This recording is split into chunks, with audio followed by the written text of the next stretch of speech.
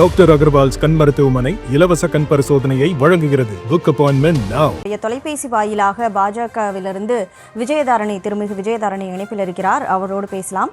Ma'am வணக்கம்.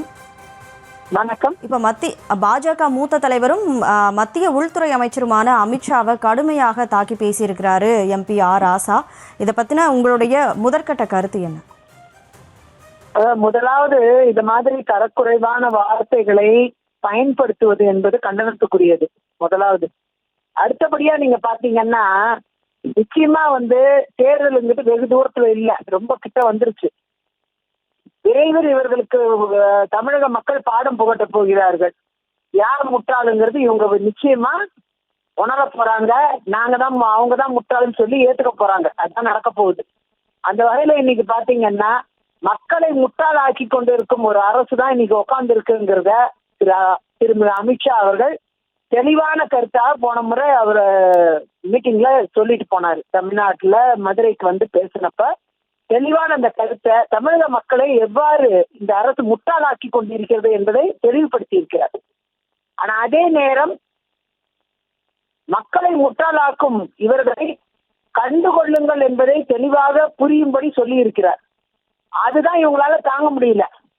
ஹரியானா, மகாராஷ்டிரா போன்ற மாநிலங்கள், ஒரிசா போன்ற மாநிலங்கள்ல பாஜக அபரீதமான வெற்றி பெற்று ஆட்சி அமைச்சது.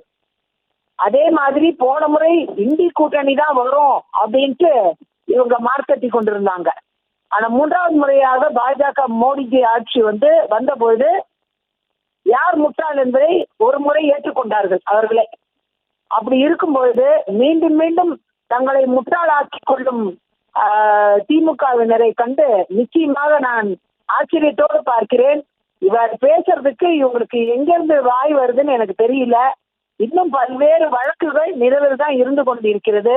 அந்த அளவுல நிச்சயமா தவறுகளை திருத்திக் கொள்ளாவிட்டால் தமிழக மக்கள் பாடம் புகட்டுவார்கள். தமிழகத்தில் இன்றைக்கு மக்கள் முட்டாளாகி கொண்டிருக்கிறார்கள். இவர்களுடைய செயல்பாடுகளால் மிகவும் பாதிக்கப்பட்டிருக்கிறார்கள். இன்னைக்கு தமிழ்நாட்டுல விலைவாசி உயர்வுன்னு வந்துட்டாலே அம்மையார் ஆட்சி இருந்தப்ப உடனடியாக குறைந்த விலையில் கிடைக்கக்கூடிய பொருட்கள் வாங்கக்கூடிய விதத்தில் அம்மா கடைகள் திறக்கப்படும் உடனடியா.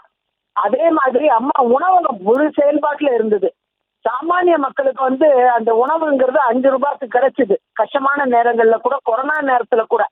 அப்படிலாம் இருந்த ஒரு காலகட்டம் போய் இன்னைக்கு ஒரு சாதாரண ஒரு பழத்தை வாங்கணும்னா கூட மக்கள் அவ்வளவு பணத்தை செலவிட வேண்டியதா இருக்கு. பாதி பேர் ஒழுங்கான உணவு கூட உண்ண முடியாம இருந்துகிட்டு இருக்காங்க. தமிழ்நாட்டுலதான் இந்த கௌரவமான ஒரு சூழ்நிலை நிலவிட்டு இருக்கு.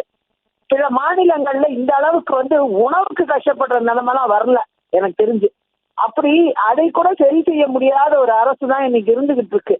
அரிசி கூட மத்தியிலிருந்து கொடுக்கக்கூடிய தொகுப்பிலிருந்து வரக்கூடிய அரிசி தான் மக்களுக்கு போய்கிட்டு இருக்கு. அதையும் மாநில அரசு ரேஷன் கடையில கொடுத்து நல்ல பேர் வாங்கிக்கலாம்னு பாக்குறாங்க. ஆனா இப்ப மக்களுக்கு மத்தியிலிருந்து வரக்கூடிய தொகுப்புன்னு நல்லா தெளிவா புரியுது. அதே மாதிரி மத்திய அரசு வீடுகளா இருக்கட்டும், ரயில் திட்டங்களா இருக்கட்டும், தண்ணீர் திட்டங்களா இருக்கட்டும், ஜல்ஜீவன் திட்டம், இணைப்பு குழாய்கள் திட்டம், பாதாள சாக்கடை திட்டமா இருக்கட்டும், எல்லா திட்டமும் மத்திய அரசோட திட்டம். சுகாதார திட்டத்தின் கீழே வர்றது எல்லாமே. ஆயுஷ்மான் பாரத்தை தமிழ்நாட்டுல இயங்க விடல, வேணும்னே தடுத்து நிறுத்துறாங்க. ஏன்னா 5-10 லட்சம் வரைக்கும் கவரேஜ் கிடைச்சிரும் மக்களுக்கு. அப்ப உடனே மோடிஜியோட அட்டை இல்ல கிடைச்சிரும்ட்டு அது ஒரு பிளஸ் பாயிண்ட் ஆயிடும். மக்கள் மேலும் மேலும் அவங்க முட்டாளாவே இருக்கட்டும்ட்டு இவங்க எதையுமே செய்யாம இருக்காங்க. ஆயுஷ்மான் பாரத்தை ஒதுக்கி தள்ளுறாங்க. இந்த மாதிரி கல்வி உரிமை சட்டத்துல பள்ளிகள்ல குழந்தைகளை சேர்க்கறதே கிடையாது. அந்த சேர்த்த பட்டியல், அந்த பட்டியலை கொடுத்தாதான் அதோடைய ஃபண்ட் சேரும். RTE, அது RTEல இவங்க பிள்ளைகளை இங்க தமிழ்நாட்டுல சேர்க்கையே இல்லை. அதே மாதிரி நவோதயா பள்ளிகளா இருக்கட்டும், கேந்திர வித்யாலயா இருக்கட்டும், இதெல்லாம் தமிழ்நாட்டுக்கு வேண்டாம். இப்படிதான் ஒதுக்கி தள்ளுறாங்க. இப்படி பல்வேறு நல்ல விஷயங்களை ஒதுக்கி தள்ளுற இப்ப இருக்கக்கூடிய அரசு நிச்சயமா மக்களை முட்டாளாக்கி கொண்டிருக்கிறது. இவர்கள் எப்படி ஒரு மத்திய அமைச்சரை பார்த்து முட்டாள் என்று வார்த்தையை விடுகிறார்கள் என்று எனக்கு தெரியல. கடுமையான கண்டனத்திற்குரியது. நிச்சயமாக மக்கள் இவர்கள்தான் முட்டாள்கள் என்பதை நிரூபிப்பார்கள். வரக்கூடிய தேர்தல்ல மட்டும் கிடையாது, வரக்கூடிய காலங்கள்ல மக்கள் முழுமையாக புரிந்து கொண்டு நிச்சயமாக செயல்படுவார்கள். இப்ப இருக்கக்கூடிய துன்பங்கள்லாம் நீங்கணும்னா மக்கள் நிச்சயமாக சரியான தேர்வை செய்ய வேண்டும், புரிந்து கொள்ள வேண்டும் என்பதுதான் என்னுடைய கோரிக்கை. தங்களை முட்டாளாக்கக்கூடிய அரசுக்கு நிச்சயமாக நாங்கள் முட்டாள் இல்லை என்பதை மக்கள் பாடம் புகட்டுவார்கள் விரைவில் என்பதுதான் என்னுடைய கண்டன குரலாக இதற்கு எதிராக பதிவு செய்கிறேன்.